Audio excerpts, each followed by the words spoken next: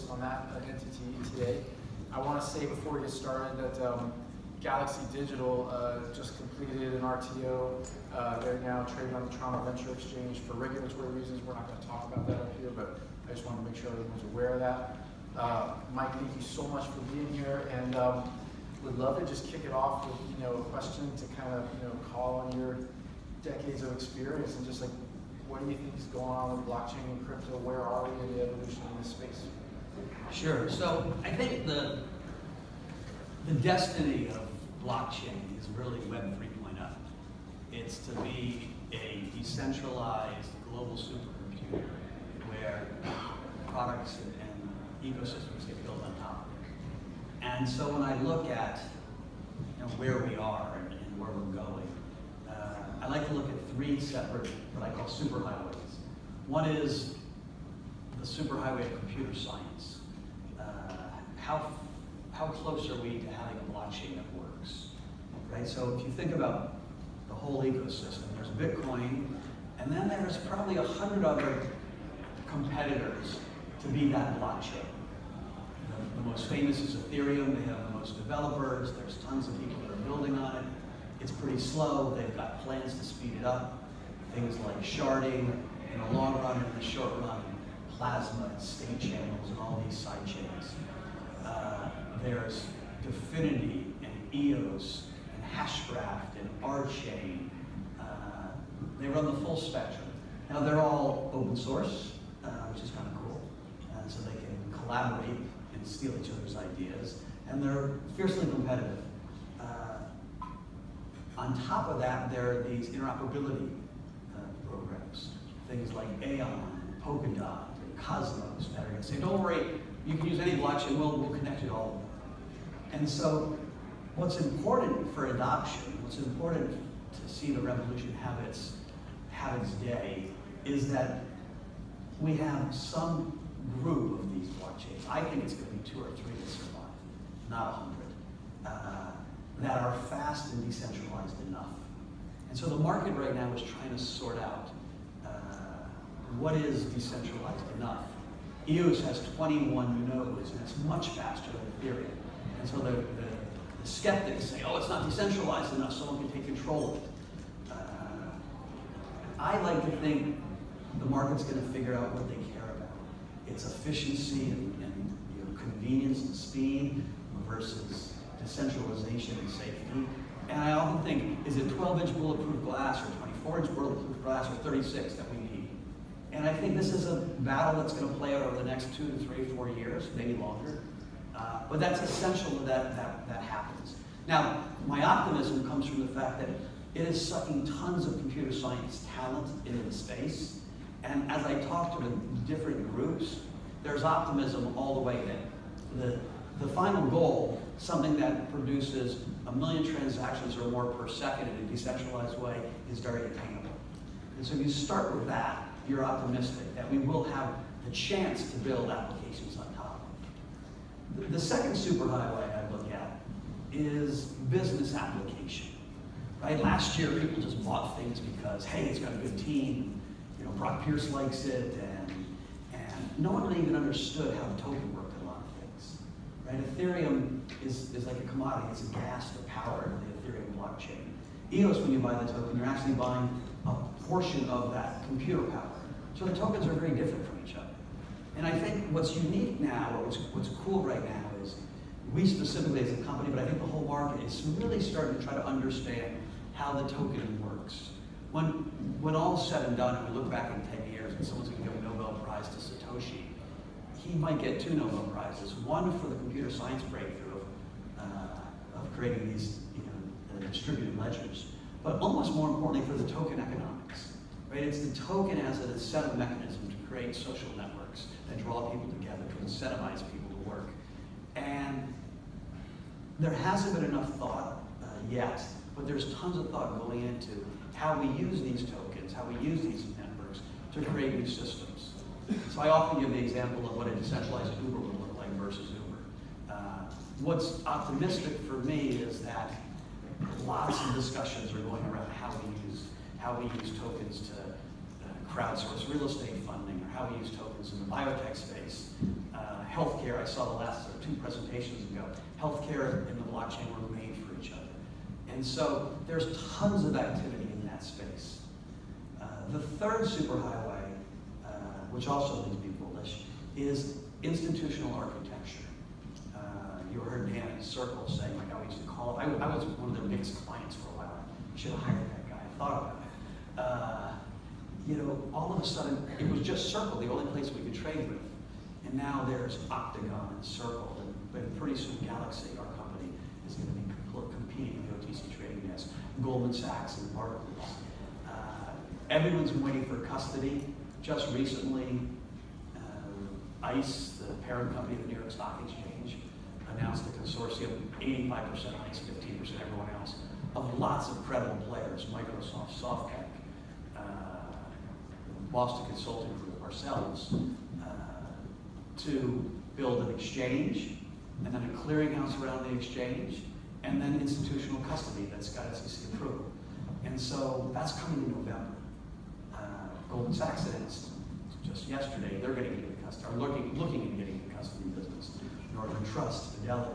And so I'm very optimistic that within 9 months, lots of the traditional players are going to be contributing to the architecture of this space that allows traditional real money institutional players into the space. So the state of Wisconsin or Canadian pension funds. And people ask me, why is that important? Wasn't this supposed to be the people's revolution, bottoms-up revolution?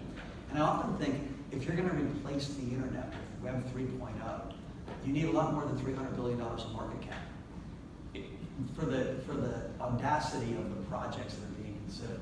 Right? Uber's an $80 billion market cap company. It's the fastest growing company in the world. If you're going to really replace Uber, you're not doing it with 2 guys in the garage. You need institutional capital to come in. And for institutional capital to come in, you need the institutional architecture to come in. And so I see that happening. And so while the coins look like we're in a sideways to bear market, and the Canadian stocks look like we're in a bear market, hopefully bottomed, everything else I see is wildly bullish. The amount of talent coming into the space, unbelievable. My 12 summer interns kicked my normal employees' butts when it came to the math Olympiad and the work ethic. And I looked at that intern class and I think, shit, Blackstone or Goldman Sachs would have been thrilled to have those interns. And so the talent moving into this space, the enthusiasm, the amount of speeches I get asked to give. I just look at my request list and I was like, there's absolutely a hunger for information in this space. You go to conferences, there's DevCon conference where the developers you can't get in, or even the bigger conferences. I was in Hong Kong, there were 15,000 people at a thing called Rise. And so I see enthusiasm, and I see now corporate adoption all of a sudden. We got a call from one of the biggest Korean telecoms. They want to talk about blockchain. And so I see excitement all over the place. The final thing I'd say is the private markets are wildly bullish. And so it's crazy, the coins are soft, but if you have a really cool ICO idea, people are fighting to get into that new project. And some of that is Silicon Valley was late to this, right? Other than Andreessen and a few other places, Unisquare Ventures, the big venture cap funds didn't participate in the first chapter. They're all geared up now. And so the combination of the crypto venture funds, places like Polychain, Metastable, and Pantera, ourselves, the crypto businesses that made lots of money, Wobi and Binance and Coinbase and Block One and Consensus. They're huge pools of capital now chasing these private deals. And so when you look at the privates, you think we're in a roaring bull market. And so we're in a bit of a disconnect. And we're in a disconnect because the coin market was 98% retail.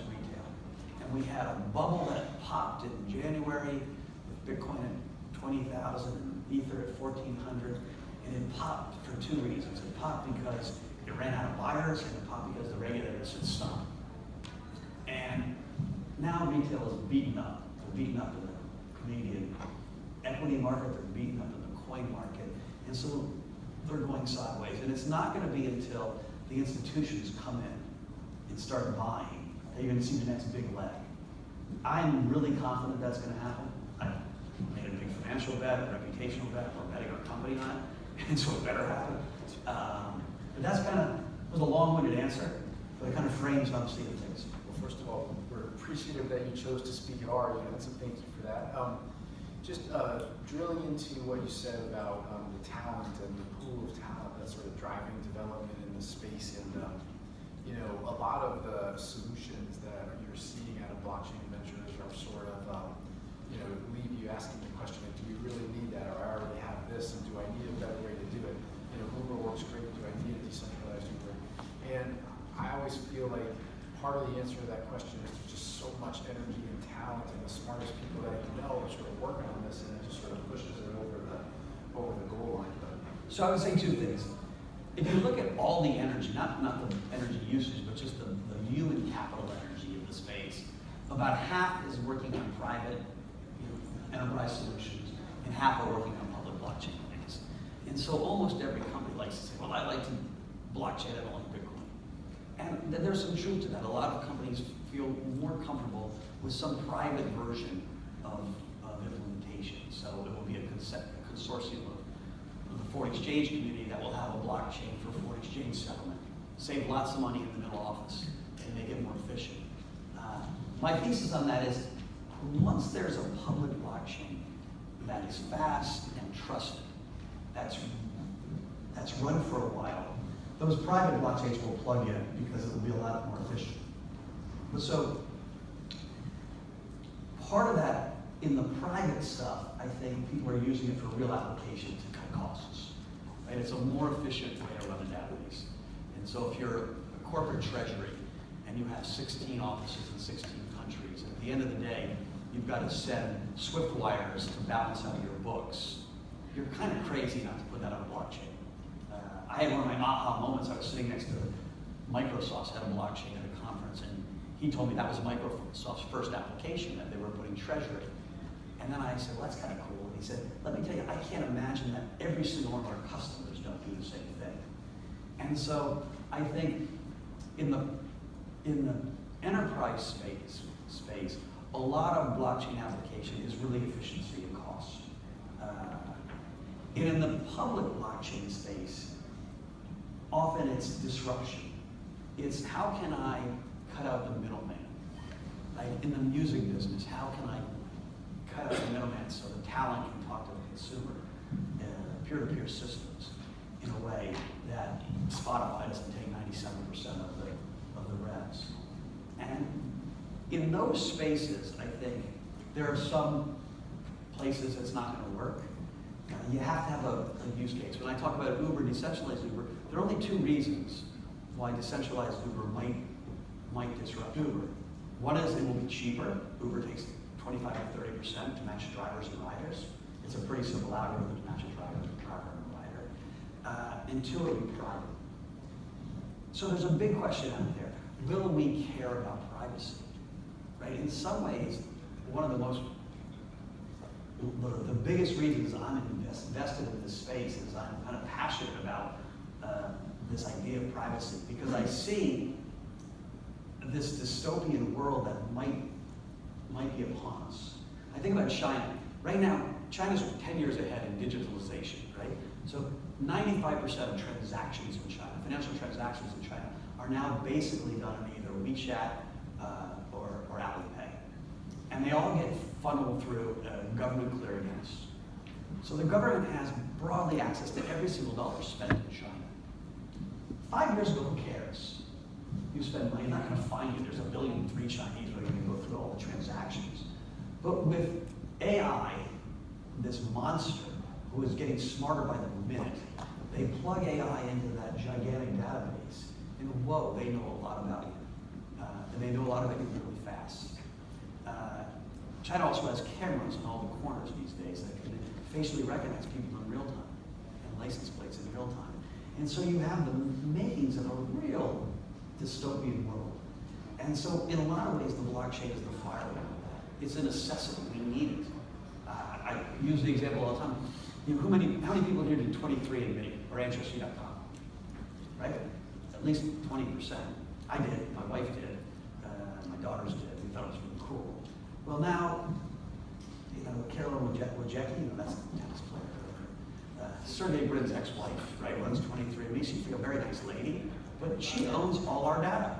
5 million people have done 23andMe, and they've given their DNA up. And with how fast AI is getting smart at analyzing genomes, they know a lot about us if they want to. I've got a wife and daughter who have bad Alzheimer's genes. No insurance company should ever insure them. And so now I'm like, why does that lady own my data? She can get hacked, she can sell it. It's absolutely crazy that we gave her our data. When you think about what the future should look like, yes, there should be big collections of DNA data because medical science will go like this and learn a lot, but it should be protected behind a firewall. Your identity should be your identity. And quite frankly, you should get paid for that data. And so there are a lot of cool blockchain DNA experiments being set up. To me, the question is, will blockchain grow fast enough before it's too late, before we've given away our complete privacy? But it's one of the single biggest use cases in lots of places, identity. Identity will be the killer app of blockchain. You heard it here. What do you think, one of the things that we've noticed is the internet 1.0 boom, the VC community in Silicon Valley was pretty good at their jobs. In the latest, Facebook boom, Uber, and they were so good at it, they planned everything out. They didn't need the public markets. They had, committed tons of capital. They knew they needed to keep committing capital. And, it created this, unicorn, Uber unicorn kind of environment. What do you think the foresight that's happening with some of these big investors like Andreessen and others is going to do to that capital formation process? Yeah, it's really interesting, right? These guys are all coming into the blockchain space, and they're coming fast. I'm trying to hire a guy in San Francisco, if anyone knows who good it is. It's hard to find, plugged-in VC guys in San Fran. They're a limited bid. And I do think, when I look at a lot of the projects that got done in the enthusiasm of 2016, 17, us as investors, we're kind of silly. Hey, take my money, you can do whatever you want with it, and I have no rights. That just is stupid, right? And so, well, maybe we were smart that we caught the momentum up and made some money and sold at the right time, but that's not a way to actually build a system. And so, I do think that the VCs are helping the space, looking at projects where you align the money you're putting in with the end goal of what the project is, where you understand what the token economic is. One of the things that happened last year, which absolutely doesn't feel intuitive, and I have this belief, things that don't make sense don't exist very long. Like the way an ICO got done is, he'd have an idea and write a white paper that's like 3 pages long. And because I was a credentialized guy, you'd invest and he'd give you a bunch of tokens to help him raise money. And the first guys were buying at 5 cents, and then 3 weeks later, you were 40 cents. Then we fill up that, and then we do a public round at $1. The company was only 2.5 months old. Nothing changed between the day he started and the day. And so one guy's buying at 5 cents, one guy's buying at $1. That's a recipe for disaster. It's one thing if we had seeded a company 8 months later, now we had a company we were selling. Telegram raised $1 billion, well, they raised $1.8 billion, $900 million at 37 cents, and $900 million at like $1.20. Like, nothing changed in that 6 weeks between. And so the guys that bought at the second price look foolish unless the whole world works perfect. And there's something unfair about it. And I think one of the reasons the SEC got involved in the whole space and the other regulators is like, that shit don't fly. Like because in the long run, if you don't make your investors money, people walk away from the space. And so I'm fairly certain that on a go-forward basis, you're going to see capital raised by registered, companies, proper broker-dealers. Galaxy will become a broker-dealer. And they're going to be raised in a world that is more fair to the end buyer of this stuff. And quite frankly, I think the VCs are going to be part of that. All right, that's really interesting. I appreciate those insights. I want to shift gears for a little bit and talk specifically about Bitcoin for a minute. We've been covering Bitcoin in the research group at Canaccord for a long time, but we've expressly avoided setting a price target or putting a rating on it because we don't feel like we have the track record of that we do in equities. We've looked at it more from a headwinds and tailwinds framework perspective, but we'd love to get your thoughts on what are some of the headwinds and some of the tailwinds, and that are going to impact Bitcoin over the next sort of 6 to 24 months. And happy to have you put a price target out there. I will, sure. So listen, I was never a Bitcoin maximalist. I thought, yeah, Bitcoin's cool. But my Toronto-based college roommate, Joe Lumen, who runs Consensus, he was always big on this Ethereum project. He got me into Ethereum. Ethereum was a great launch for 2017 and 2016. And I certainly believe that Bitcoin won't be a global supercomputer that can buy everything. But in some ways, it makes it easier. So Bitcoin has established itself as digital gold, just stored value.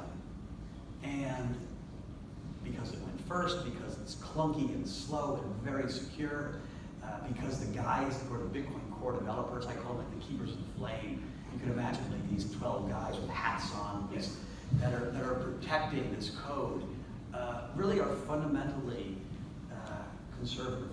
They're decent guys. I've met a couple of them, really decent guys. And I know, there's a fight with Roger Ver, who's also a decent guy. It should be faster. It should be a currency. These guys say no, it should be a store of value. It should keep it slow. And so it's got this use case as digital gold. Well, gold's got an $8 trillion market cap, and Bitcoin's got about $130 billion market cap. And so we got a long way to go in adoption. And then I think, I pitched digital gold to a 60-year-old, and he's like, what are you talking about? I said, well, what's gold? It sits in a safe and has negative carry. You're never going to use it. You can't do anything with it. Bitcoin is more easily transportable. It has very similar features.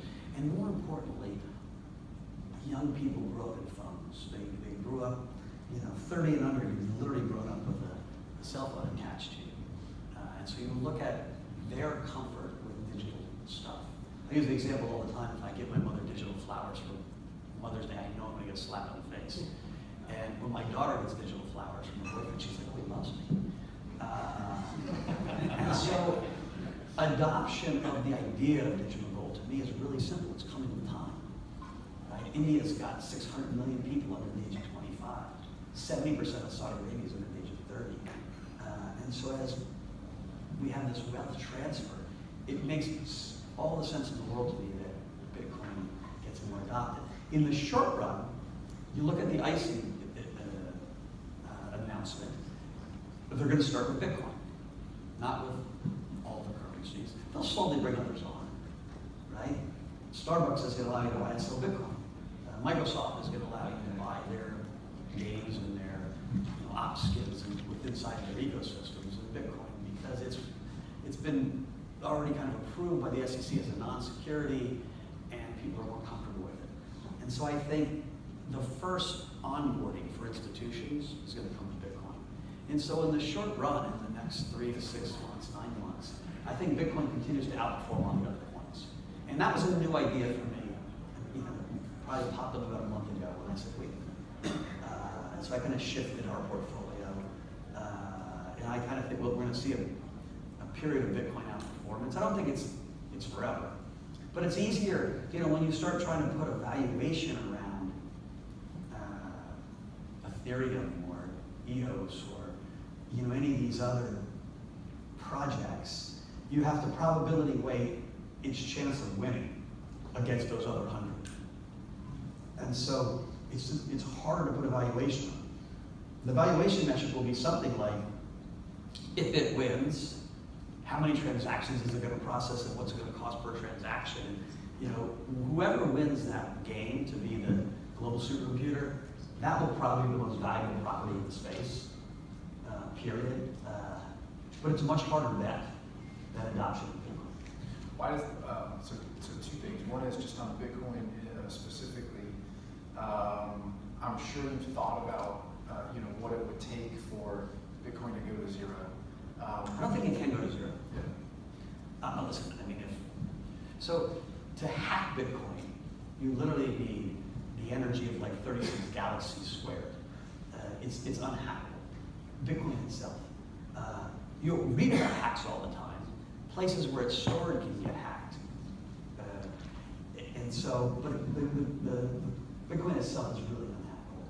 And there is a group of people that fundamentally you're not going to change their mind about it. Go on the internet and Google Bitcoin tattoos, and you will see not hundreds but thousands of people with Bitcoin tattoos. Right? This is a cultural, economic movement, and they believe it. And so, it only goes to zero if everybody sells, and there's no buyers left. And there are buyers somewhere down there because there is this giant group of people that have bought into the system. Now, what's it going to take to go up a lot?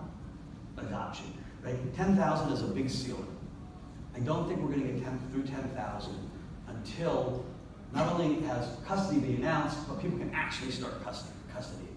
And once you see the first pension fund say, yeah, I'm going to buy some Bitcoin, or I'm going to buy the Galaxy Bloomberg Index, which has a lot of Bitcoin in it, then you see the second, and then it rolls. And so you'll bounce off 10,000 a few times. If we get real institutional custody ready and up and running, as soon as that happens, you take out 10,000, then it's the sky's the limit. Right? Then next stop's 20, and then the next stop is higher. And so I think that's within 12 months we take out 10,000. I could be off on